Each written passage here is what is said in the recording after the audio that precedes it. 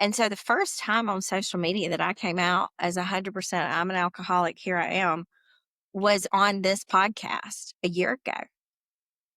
What? And yes, you did the teaser. And it was like, Ashley, recovering alcoholic, and she had an affair, and like it was the first time it was ever out there.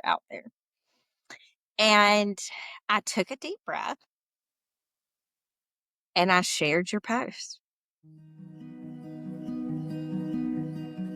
Welcome, friends. I am so glad you guys are here back with me today. I'm so thrilled because my good friend Ashley Martin is here with me. Again, I'm sure you remember her from last time, and she's back with something incredible to share with you guys today. I am so thankful she's here with us. Ashley, would you say hello and tell our friends who you are and what you love to do? Thank you for having me back. I just released a book. It is Lost No More, and it is about my journey in recovery. I give the three pillars that I use every day to stay close and near to God and have a meaningful and lasting relationship. I'm married to West. We've been married 11 years and we have a son together, Grant, who is in the third grade. And I have a stepdaughter, Cameron, who's in the 10th grade. And we love to travel as a family. That's our main hobby together. Right now, we're in the middle of baseball season. My son plays baseball, and my husband and I help. So that's kind of a fun activity we're involved in. I love that. One of the things I really love about you, Ashley, when you love big. When you and I first met, it was over a year ago, and you just immediately like, okay, we're gonna be friends. And I think we talked for almost a year straight every single day. And Mhm. right when I moved to Colorado, we barely got here, and you're like, I'm coming over. And of course, you said I'm coming over to Colorado Springs, and I said, stay with us. And I just love how, like, even our kids headed off. They were playing Lincoln Logs together, and the guys almost died on the mountain. And Yes, and thankfully did not tell us until days later. Yes, we have lots in common, and it has been a joy to do life together ever since. the reason why I want everyone to know that you love big is because when I read your book, it makes me want to cry because your love just pours into your words.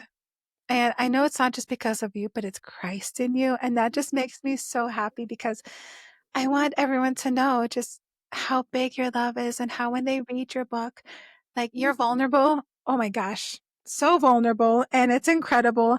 And you make me want to cry because you're honest. There's no beating around the bush with Ashley Martin. One of the things that was jaw dropping to me is that, like, when you opened your book, you started off with being served divorce papers at lunch, and you're still keeping this smile on your face, and you're trying to work through this. Can you take us back to that Tuesday in July? And what was God doing in that moment that you couldn't see yet? Oh, I have to go back a little bit. I was in a very unhappy, toxic marriage. I was too scared to get out and I didn't know what to do. And I did not have a close relationship with God at that time. And I remember I was teaching high school at the time, and I remember getting ready one morning about a couple weeks before that and looking at myself in the mirror and not recognizing the person looking back at me. I just saw this soulless, depressed, hopeless woman that was making really bad decisions. But I didn't know how to get out of the cycle. The alcohol was no longer enough. I started having an affair for 5 months. My soon to be ex husband had found out, and it was actually a gift. It was a gift for me to hit rock bottom and ask God for help and admit that I was an alcoholic. And so I was having lunch and got served with divorce papers. I was kicked out of my house that day. and had to call my parents. My poor parents were at the beach. They had to drive home to give me a place to stay that evening. And that night, I had my last. Normal people have a glass. I had half a bottle. So I had um, a half a bottle of wine and I went to bed. And as I was going to sleep, I just said, God, what's wrong with me? And, I knew years before that I didn't drink like normal people. And I remember going into parties and saying, oh, I'm only going to have 2 glasses of wine. Normal people don't do that. They just have them. And I didn't realize that at the time, but I knew I was different. And so I went to bed and I asked God what was wrong. And in the middle of the night, God woke me up and he whispered alcohol. And I needed that. I needed him to specifically say what was wrong with me because that is the only time in my life that I was suicidal. I went to bed not sure I wanted to wake up. So I went back to sleep for a few hours and I woke up very, very early the next morning and I asked for help. I called my doctor and his brother was in recovery. I've forgotten to mention that. I didn't write it in my book, but I just remember going into the doctor's office and him just welcoming me with open arms, like, okay. And he said, the medicine that you've been on, it could have killed you, like the mixture of you not being honest with me. But he had such grace for me. And so he got me to a psychiatrist. She got me to a intake for a rehab. And within days, I was in treatment. And it was a gift. It was an absolute gift. My rock bottom was a gift. Me admitting I was an alcoholic was a gift. Getting away from my mess for 28 days. I mean, it's it's not without its awkward moments. Like my ex-husband, soon to be ex-husband, had to drive me to rehab because no one else was talking to me, and I was too drunk to even realize. So he drove me to rehab.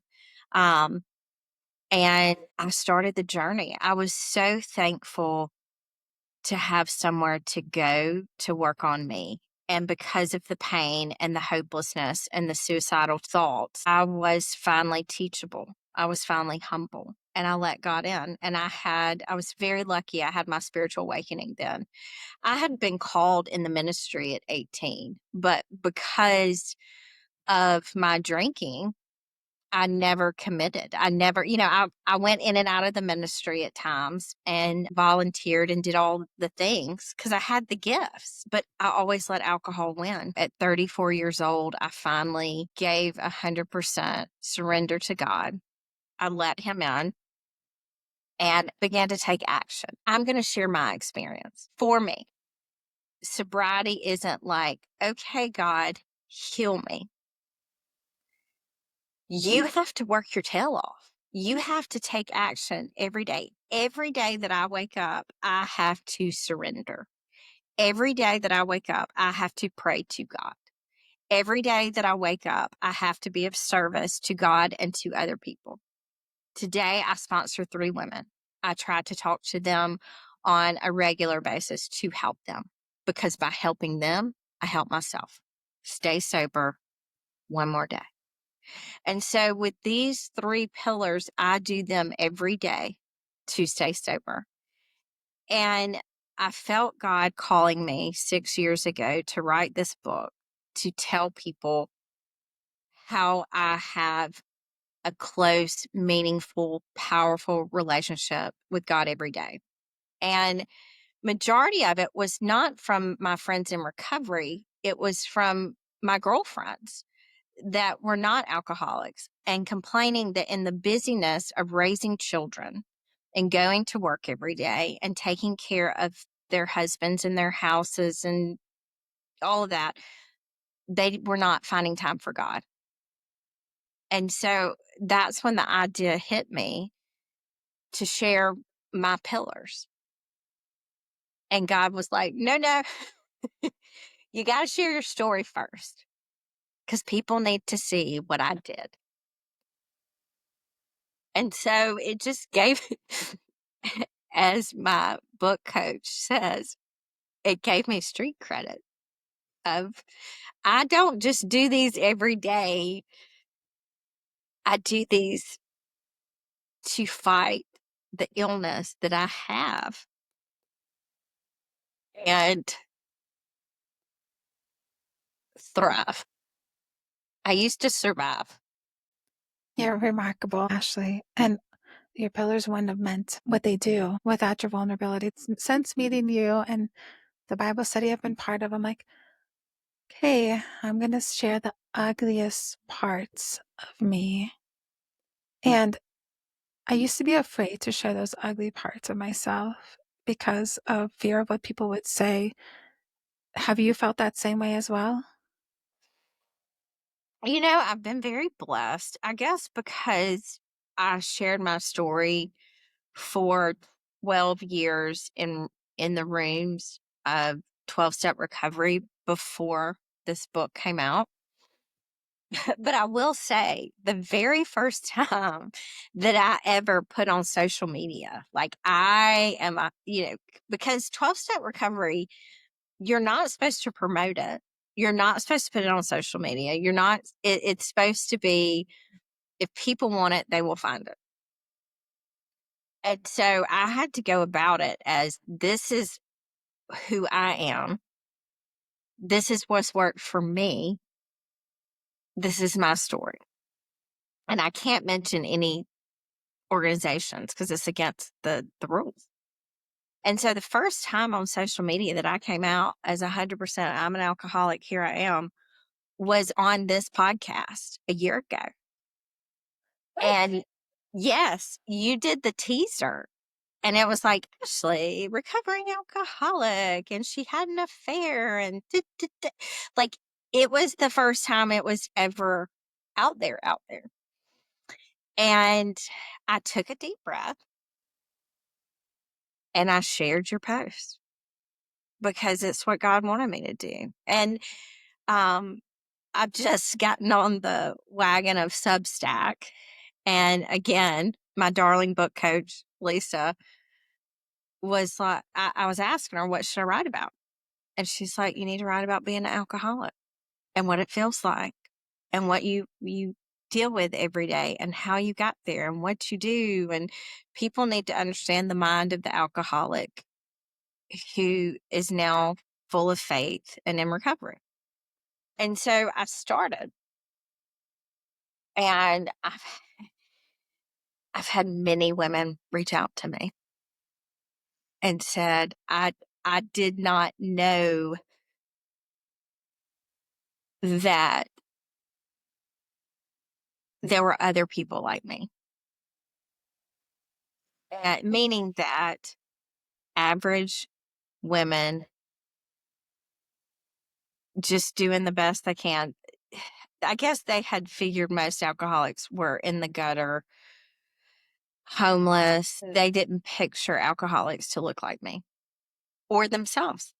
And they didn't know what to do about it. It's been an honor to befriend these women and help them in their journey. It's really true because we don't expect people who are struggling with the things we're struggling with to look like us. Like we would have never imagined. I feel like in a world where we're so socially connected, we're so disconnected at the same time that nobody sees our problems. Nobody sees the pain that we go through. And we think we're all alone. I think that's part of Satan's like big plan. His big lie is like make you feel so isolated that you continue in your shame. And I'm so happy that I got to be part of your first time sharing it. That's so exciting. I'm like, ooh, look at I know. God work through both of us. And I love that. You know, Absolutely. one of the things I often think about is I think about how we were made to worship as humans, and naturally, if we don't feel that worship with God, we fill it with anything else. Everything fits really well, but you explain it a different way. You explain it as your God hole, that ache in your soul that only God can fill. But you were so honest that not everyone fills it with alcohol. What are some other that you've experienced people coming and talking to you, more acceptable things a woman actually choose to fill with that they may be too polite to name? Anything can be addictive. I mean, even good stuff. Like, I wish I was addicted to exercise. Like I wish that was my um busyness, not sitting down. Um some people pour into their children so they do not look at themselves. There's stereotypical, there's gambling, there's porn, um there's workaholics. I have addictive personality. And even though I am in recovery, if I sit down and I watch a series on Netflix, I got to finish the whole season. Like same thing with a book. Like I just finished this series of books and I've read 3 of them in 2 weeks. I'm an addict. You know what I mean? And so I think that there are so many things out there, social media. Some people are addicted to looking like they have everything together and that perfect facade. And and I know it's one of the things that y'all love about me, and Alicia and I are we're in a collective together, and it's the thing that they always find endearing about me. But um, I am real. What you see is what you get. I'm always vulnerable, and I do that to keep myself humble. I do that because I have a huge ego. I am very self-absorbed, and if I don't keep myself in check with God's help, I'm not going to be good for service for Him. I will say, when I was writing this book, it was hard at times to be this vulnerable. I share everything. And I go in detail with some of the most difficult parts of my sobriety journey. It's where I hope my readers see God the most, is in my brokenness, of how He met me and took my hand and made me a better person because of it. And I remember sending y'all the writing and y'all saying, you got to go deeper. You got to give more detail. And I did. And God honored it. And so today I'm still learning to be this vulnerable for God. I'm very blessed that He always honors it. It's so true because, like, it's only through our vulnerability that we find freedom. You know, of all people, Ashley, you're getting more freedom than most people are. So, the cycle that you describe in chapter 1, Mhm. you repeat sin and guilt and shame and lies and feeling unworthy. There's this loop that so many other women are feeling inside as well. And I'm sure you recognize that every time you talk to women as well. What would you say to her? What would you say to the woman who's been in that loop so long that she doesn't even recognize she's in it anymore? What would your words of encouragement to be for her? Is that you don't have to live in this life of survival. I mean, I remember living year after year in this, and people would ask me, "How are you today?" And I would say, "I'm surviving." And today I refuse to answer a question like that ever for the rest of my life because of God's grace and God's goodness. I may not thrive every day, but I'm blessed and I am full of the Holy Spirit, and I'm doing what He calls me to do to the best of my ability every day. And I don't want to take it for granted. And so, what I would tell her is, like I said, you don't have to live this way. Just surrender. It's the first step. You don't have to be an addict to surrender. You don't have to be an alcoholic to surrender. You just have to be empty. How does somebody do that? How does somebody Surrender. surrender? Yeah, is it a prayer? Is it a state of mind? What would you say that even looks like? Can you give me one example? Because sometimes it's so easy to hear it, but what does it look like? It can be a prayer. It could just be a quiet time of, God, I'm not in control. I'm tired of trying to be in control. I want you to be in control. Help me give you everything and be in your will every day. Amen. That's really important to give up the control because I feel like that's something I've always had a hard time with. Like I've only given control to God in phases. Okay, you can have control of this spot. Now you can have control of this spot. And recently, like He brought me to the point where I gave control of everything. And for me, the one place I wouldn't give control to God for was my kids. I was really scared. If I give control to God of my kids, I'm not sure I can trust God with my kids. I know it sounds crazy, but there's these weird fears and doubts like, is he going to bring them through turmoil so they can be better? But I don't want them to go through the turmoil. Like Mhm. there's like these conflicting thoughts, but there's a truth to it. What's the truth to surrendering and those fears that people are holding themselves back from it? Is you just do the best you can. You're not going to do it perfect every day. You're going to take back control. It just is human nature. It's progress. It's not perfection. Mm. And so it is, okay, today I'm going to give you control to the best of my ability. And hopefully tomorrow I'll do it a little bit better. Absolutely. Sometimes we think that if I undo what I did in my holy pursuit to fill my God hole, then that cycle of sin and shame and guilt keeps rising up.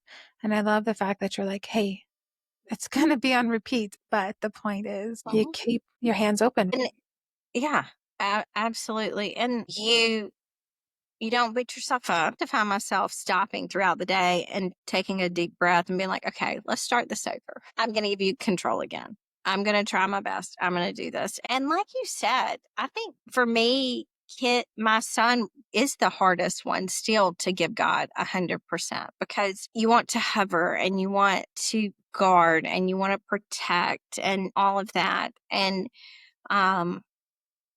it is difficult. And there was a time a couple years ago that I found myself not praying enough about a situation, of just trying to take action before prayer. And one thing that I have found in the last 12 years is I always start with prayer before action. Now I don't do it perfect. Sometimes I just start. I'm an Enneagram 8, which means I'm a bulldozer and I just start my bulldozing, but quickly remember to stop and back up and start again and start with prayer and then action. One of the things you said in our conversations in the past, you said that prayer is the most important thing because people in recovery, what happens when they stop praying? This is so God, because this is what I was about to say a minute ago, and I knew I forgot.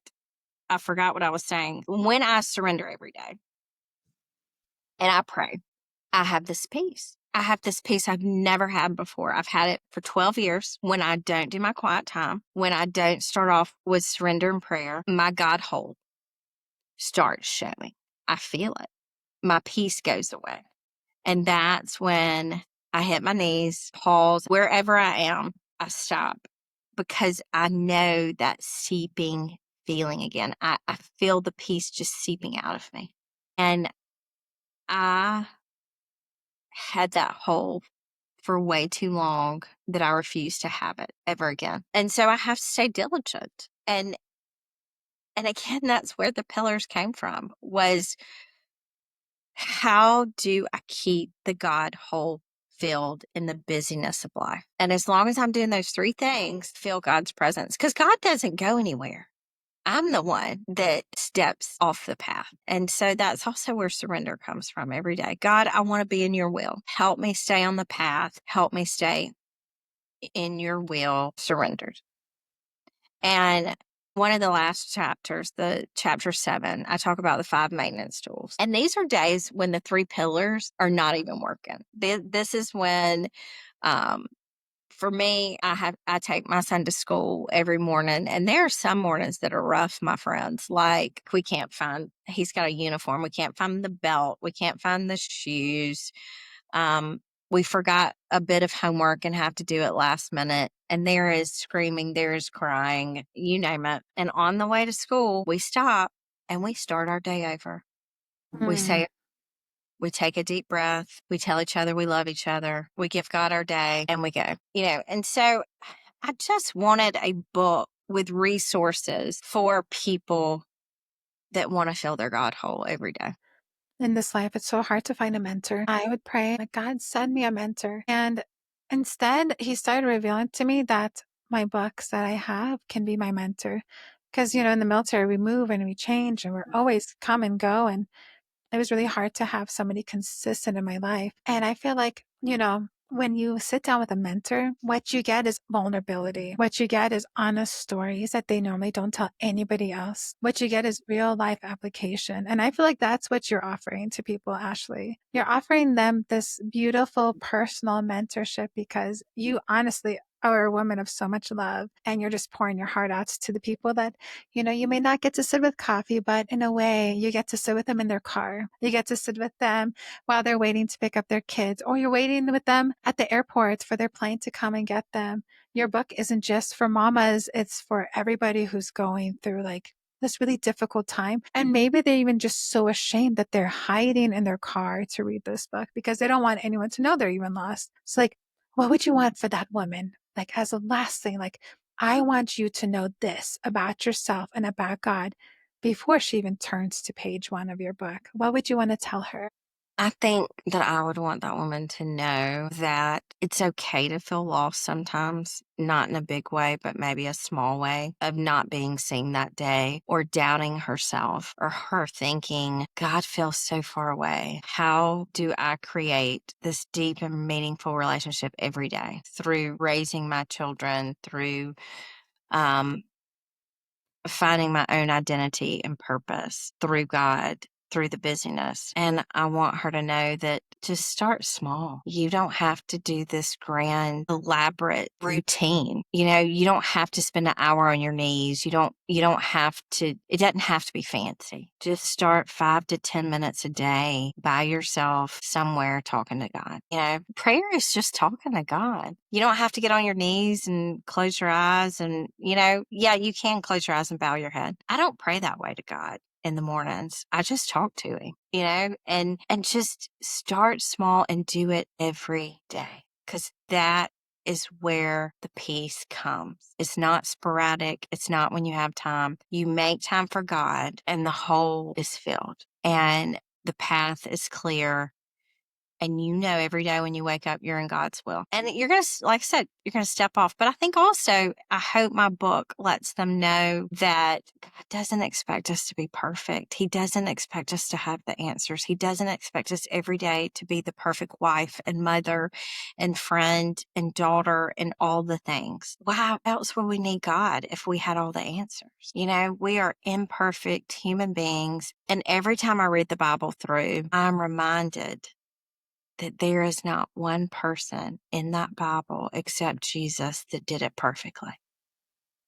And he even got mad. You know what I mean? Like, there were days that he was like, these people, whoa.